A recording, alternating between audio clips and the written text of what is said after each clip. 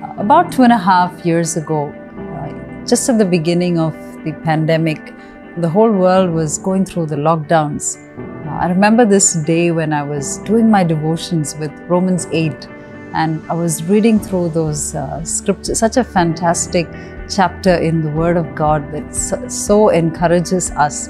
And I was just being so ministered to by that chapter, and I reached Romans 8:28 that says, all things work together for the good of those that love God and are called according to His purpose. And I was looking in my heart to just worship God with those verses. And I was scanning my mind for a song and thinking, I want to just sing this verse out.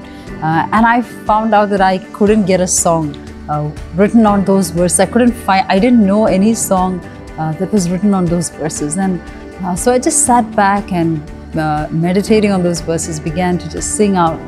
And the chorus just came into my heart, and I sang, all things work together for the good of those who love you. And I just kept singing that over and over and over again, and I just felt so strengthened by singing that. I took it to my daughter, who also writes songs with me, and together we went over the chorus. We loved it. She had also been writing a song on the love of God, and we had written this bridge from Romans 8, the end of Romans 8.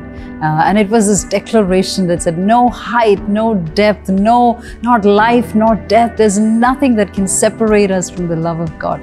And we kind of put those two together, and we were excited because we had a Romans 8 song.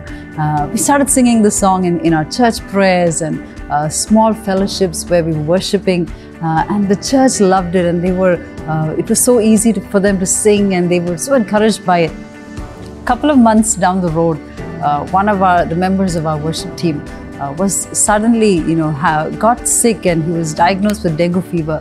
He had to be rushed into the ICU because his platelet counts had dropped to critical levels. And his wife was standing outside the ICU where the doctors were telling her, we don't know how things are going to turn out.